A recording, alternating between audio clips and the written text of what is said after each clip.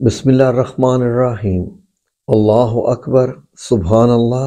الحمدللہ، استغفر اللہ، الصلاۃ والسلام علیکہ یا رسول اللہ صلی اللہ علیہ وآلہ وسلم۔ ناظرین، اس دنیا میں جب ہم آ ہی گئے ہیں تو یہ سمجھنا کہ ہماری یہ زندگی ہمیشہ ہمیشہ خوشیوں میں ہی گزرے یا کامیابیوں میں ہی گزرے،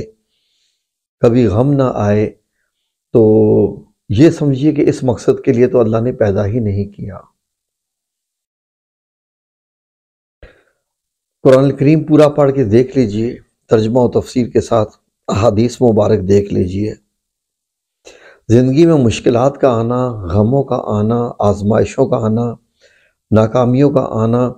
یہ سب اللہ سبحانہ و تعالیٰ کی حکمت کا حصہ ہے۔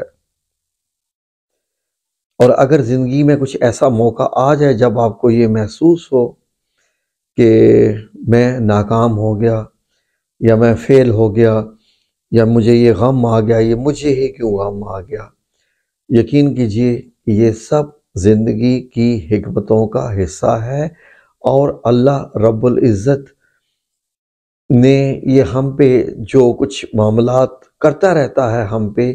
وہ سب کچھ آزمائشیں، کچھ حکمتیں اور کچھ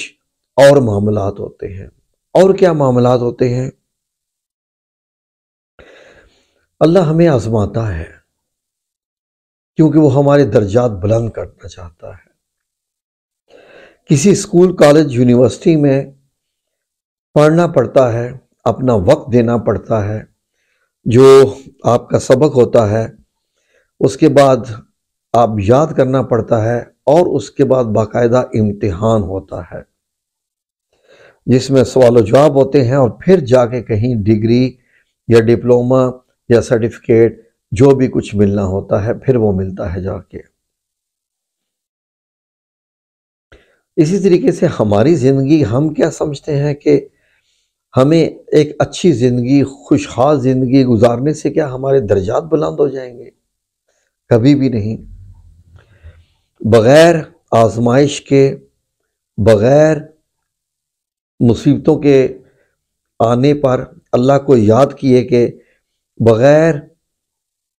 فقیروں کی زندگی گزارے ہوئے، بغیر سخت قسم کی کڑی آزمائش سے بھی ہو سکتا ہے، ہمیں کبھی بھی کامیابی حاصل نہیں ہو سکتی۔ اسی لیے اللہ رب العزت نے خود فرمایا کہ جب تمہارے اوپر مصیبت آئے، کچھ ایسے ہو تو صبر اور نماز سے کام لیا کرو۔ اور یہ تمام کی تمام یہ چیزیں بیان کرنے کے لیے اللہ رب العزت نے قرآن کریم میں بہت سارے انبیاء کرام کے قصے بیان کیجئے، بہت سارے قصے بیان کیے ہیں اللہ رب العزت نے۔ ان قصوں سے مراد ہمیں کہانیاں سنانا تو کسی حد تک ہے، لیکن اصل مقصد اس کہانی سنانے کا اللہ کا مقصد یہ ہے کہ وہاں پر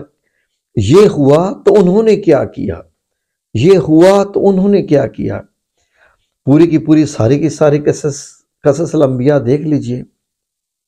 حضرت آدم، حضرت نوح، حضرت لوط، حضرت ابراہیم،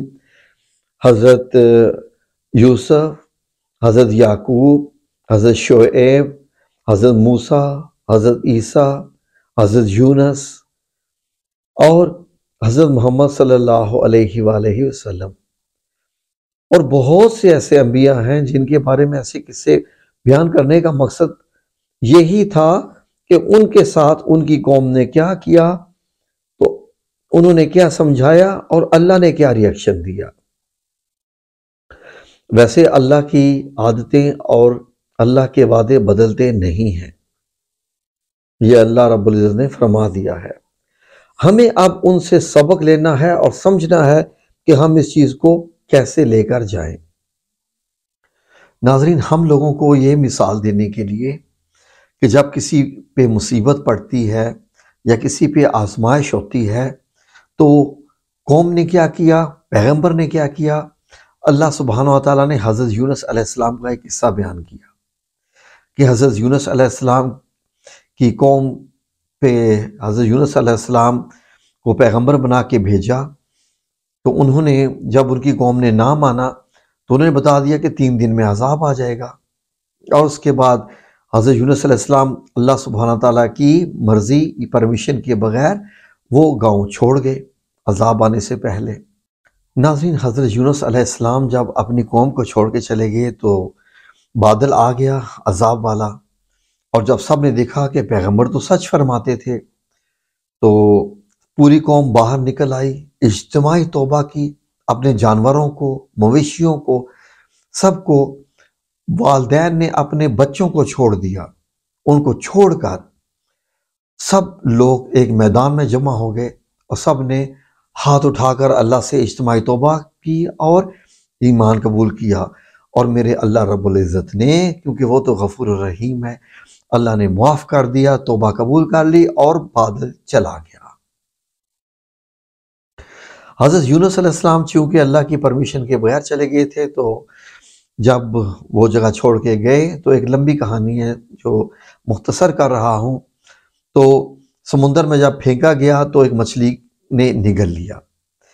اب مچھلی کا پیٹ اندھیرے، بچنے کے چانسز کچھ نہیں دکھائی دے رہا،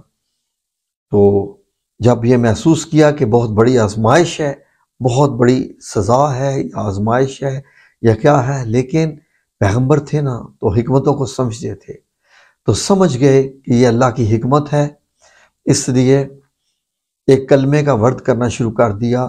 لا الہ الا انت سبحانک انی کنت من الظالمین۔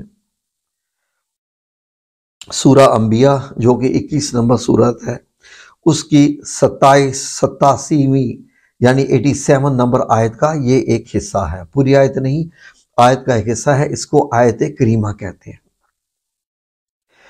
جب آپ یہ ورد کرتے رہے، بار بار کرتے رہے، اللہ رب العزت نے اس کلمے کی بدولت حضرت یونس علیہ السلام کو معاف کر دیا، اور مچھلی کے پیٹ سے وہ مچھلی نے سمندر کے باہر آپ کو پھینک دیا۔ تو نبی پاک صلی اللہ علیہ وآلہ وسلم نے جب یہ واقعہ بیان کیا صحابہ کرام میں، تو ایک حدیث مبارک ہے جس کے مطابق حضرت سعد رضی اللہ عنہ سے روایت ہے کہ نبی پاک صلی اللہ علیہ وآلہ وسلم نے ارشاد فرمایا کہ حضرت یونس علیہ السلام نے مچھلی کے پیٹ میں جب یہ دعا مانگی تو یہ کلمے کہے، لا الہ الا انت سبحانک انی کنت من الظالمین، اور آپ صلی اللہ علیہ وسلم نے یہ فرمایا کہ جو مسلمان ان کلمات کے ساتھ کسی مقصد کے لیے دعا مانگے تو اللہ اسے قبول فرماتا ہے۔ جامعہ ترمذی کتاب الدعوات الحدیث 3516 3516۔ تو ناظرین، جب نبی پاک یہ بات بتا رہے ہیں، صلی اللہ علیہ وسلم یہ بات بتا رہے ہیں، قرآن کریم میں اللہ سبحانہ تعالیٰ بتا رہا ہے، کوئی شک کی گنجائش رہتی ہے؟ ہم لوگوں کی زندگیوں میں بھی ناکامیاں، مصیبتیں، آزمائشیں آتی رہتی ہیں، ہم کیوں نہ اس کا سہارا لیں؟ کیونکہ ہمارے لیے ہی تو یہ بتایا گیا ہے، اس کا سہارا لیں، اور ہم اس کا سہارا لے کے اس کا ورد کریں۔ بہت سارے علماء بتاتے ہیں کہ 1.25 لاکھ پڑھا جائے، لیکن 1.25 لاکھ پڑھنا آسان نہیں ہے، کوشش کیجئے، میں یہ کہتا ہوں آپ اس کو 40 دفعہ صبح، 40 دفعہ شام پڑھ لیں، انشاءاللہ باذن اللہ تعالیٰ میرا رب کریم آپ کا یہ مقصد پورا کر دے گا انشاءاللہ۔ جس مقصد کے لیے بھی آپ آیت کریمہ پڑھیں گے، اللہ رب العزت آپ کا مقصد پورا کر دے گا، آپ کو اس مصیبت، آزمائش، جو بھی مشکل آپ پہ آئی ہے، اللہ اس کو نکال دے گا انشاءاللہ باذن اللہ تعالی۔ میں خود بھی ذاتی طور پر جب مجھے کوئی بھی مشکل آتی ہے، یقین کیجئے میں بھی اسی کلمے کا سہارا لیتا ہوں، کبھی آیت الکرسی کا، کبھی حسبنا اللہ و نعم الوکیل کا، جو کہ حضرت ابراہیم علیہ السلام کی دعا ہے، اور یہ دعا حضرت یونس علیہ السلام کی، کیونکہ اللہ رب العزت نے اس دعا کو بتانے کے لیے ہمیں یہ پورا کا پورا جو ہے وہ قصہ بتایا، شاید یہی حکمت ہو سکتی ہے۔ تو آپ بھی اس کو اپنی زندگی کا حصہ بنا لیجئے، اور دیکھیے اللہ رب العزت آپ کی دعاؤں کو کیسے قبول فرماتا، اس لیے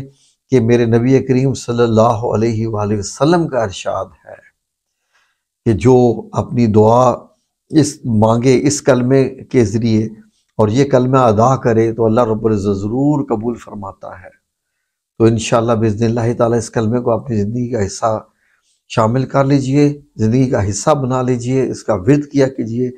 40 دفعہ کہنا کچھ بھی مشکل نہیں ہے، بلکہ اگر آپ عام وقت میں بھی اس کو کھلا ذکر بھی پڑھ لیں بغیر گنے ہوئے تو بھی اللہ رب العزت انشاءاللہ آپ کو